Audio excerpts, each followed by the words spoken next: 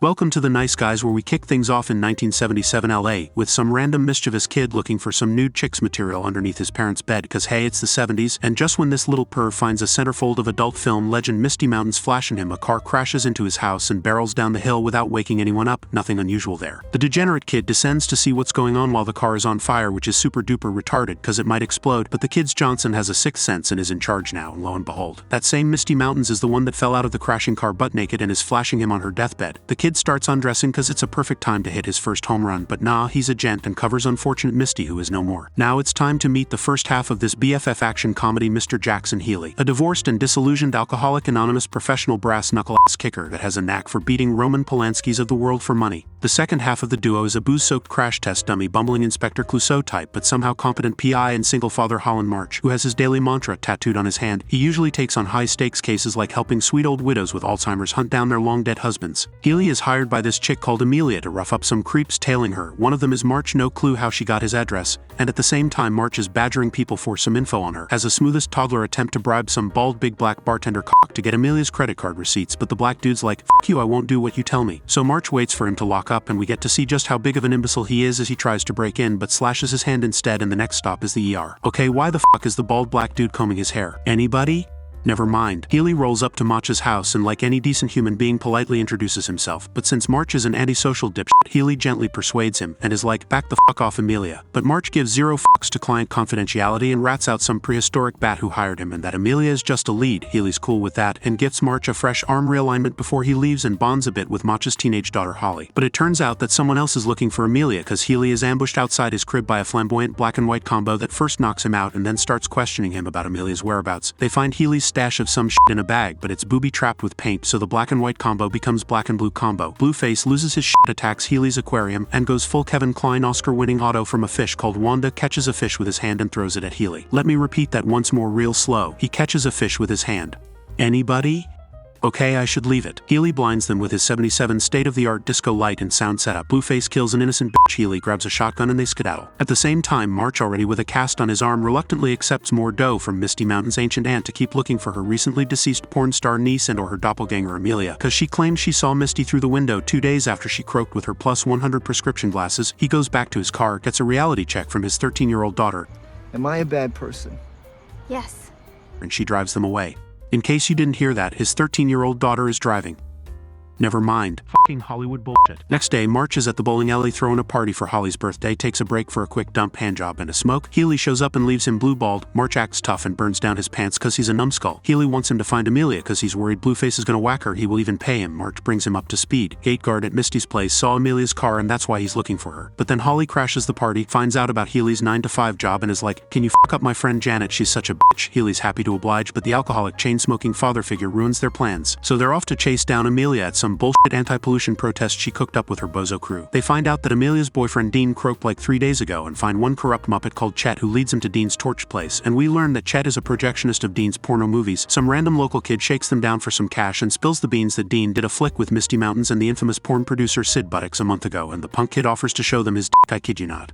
You guys want to see my dick? So March starts detectiving, trying to find Sid Buttocks, finds out there's a party at his fancy-ass mansion, dispatches Holly to her friend for a sleepover, heads over to the party with Healy, only to find that Holly sneaked her ass into the car boot, and being a responsible alcoholic numbnut dad sends off his 13-year-old daughter again, but this time in a cab. They start mingling. Healy thinks they should split cause March is a moron, and March on the other hand hits the bar and gets sloshed in under a minute, goes chasing some topless mermaid cause he's just a drunk horny widower. Meanwhile, Healy is now doing the detectiving part, and within seconds finds clues in Sid Buttocks' fuck shack, a blue striped suit Misty wore in some movie, and some random address on a piece of paper. Finds Holly watching porn, nothing unusual there. Smacks the shit out of some random dude. Turns out Holly snuck back to the party to snoop for Amelia cause she knows her dad is kinda retarded. We go back to now fully clothed, dried up and plastered March, who tries to impress some Pocahontas hoe with his acting skills, but he's a dimwit. Okay, I'm starting to run out of synonym shit here. He topples over the railing and tumbles down like the world's most dangerous panda, loses his gun, tries to find it and sees Amelia, but she bails, plops down for a smoke next to a dead body, loses his shit, screams for Healy to come join the party. Turns out the dead guy is Sid Sid buttocks, so they toss his sorry ass over a fence and ruin a fancy dinner party. But now Holly is in deep shit cause some shady hoe ratted her out to Blueface cause she's looking for Amelia. Healy runs into the peacocking black asshole and tears him a new one. Holly tries to bail from the car. They spot Amelia. Blueface is about to bust a cap in her ass, but Holly saves her life. They bounce out of there. Blueface is on their ass. March swipes a car and is on all of their asses. Blueface fires a shot. March crashes into a tree. Blueface catches up with Holly and Amelia but gets flattened by a van. Did you notice that he was in the right lane when he stopped them but was in the left lane when the van hit him? Healy's fat ass shows up out of nowhere, sends Holly on a wild goose chase so he can have one-on-one with Blueface, who blurts out some hitman extraordinaire named Johnny Boy is on their asses, and Healy unsubscribes him from life cause he killed his fish. Some Justice Department VIP played by Kim Basinger gets to the scene, and what the fuck is she doing there makes no fucking sense. She drags their sorry asses to her office where we learn she's prosecuting big shot car executives for producing cars without catalytic converters, which reduces harmful emissions, but is also battling porn explosion in LA. And what do you know, Amelia is her daughter, but their relationship's a mess cause Amelia thinks mom's out to whack her. So Kim hires March and Healy to track down her daughter while March tries to swoon over her assistant Tally, hoping to get a piece of that action. Next day, they're at the Burbank Airport Hotel looking for Amelia cause that's the address Healy found at Sid Buttock's place. They question this sleazy bartender who tries to shake him down for some cash. Healy does his thing.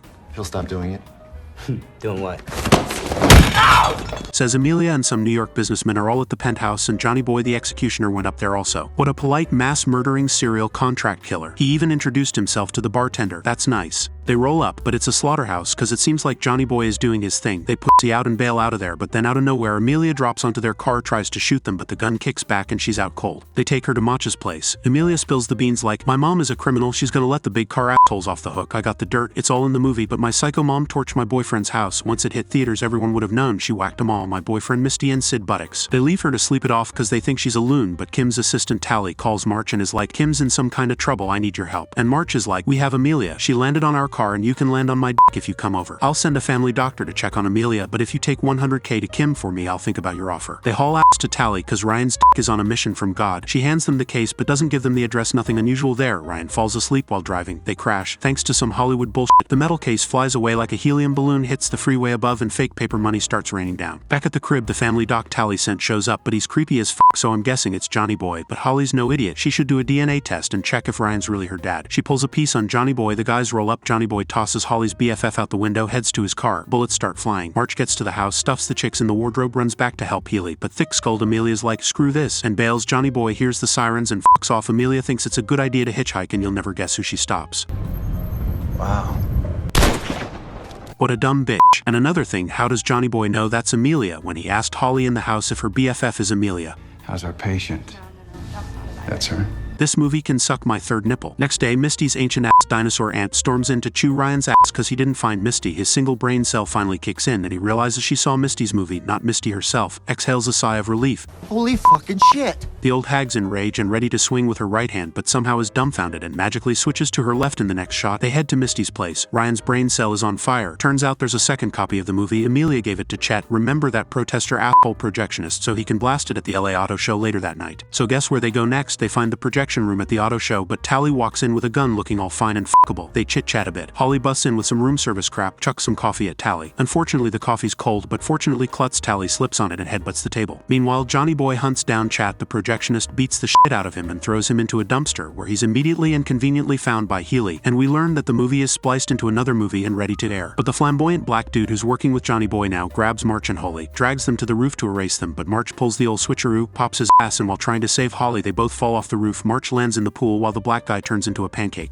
Okay, you stupid fuck, why didn't you frisk him on the way to the roof? In the elevator, for example. Cause I'm pretty sure you didn't take the stairs, you incompetent peacocking dumbass retard. Meanwhile, the movie is running in 4K resolution. The hyped up crowd starts rubbing one out. Johnny Boy creates a diversion and starts shooting at the projector. March, bless his barely functioning brain cell, gets in on the action, ducks behind a car spinning on the turntable, giving Johnny Boy a perfect shot, but he misses. Nothing unusual there. Healy tags in. While Holly gets to recently awakened Tally, gets a hold of the movie and kicks Tally's ass. Again, nothing unusual there, and eats the film can out the window. Tully pulls a heroic dive, but headbutts the concrete this time. The floating film can is on full display for everybody to see. Big auto manufacturer thugs get in on the action. The cops pile on Johnny Boy, but they're brain dead. Healy lands on the thugs cause he's a fat fuck. March snatches the film can. Johnny Boy's flat on his ass, pops a shot at the can. Inspector Clouseau eats shit through one glass, then smashes through another, lands on a car. Healy gets a hold of Johnny Boy, beats the shit out of him, and is about to end him, but Holly starts laying the guilt trip on him. March goes full cartoon mode, takes out one thug, gets the film can, and finds his stupid mantra tattoo is all smudged, and now it is a positive one. Okay, I gotta say this, what a crock of shit. Anyway, Kim Kim will do some hard time cause she's behind all this shit, and the last scene in the bar is only there to tell us 3 things. 1. Healy fell off the wagon. 2. The big auto companies were off the hook due to lack of evidence. 3. Crow and Gosling decide to team up in their new detective agency called The Nice Guys. Big fucking surprise. And 4. We need a fucking sequel. Okay, that's 4 things, whatever. Not sure anyone even made it this far, so fuck off.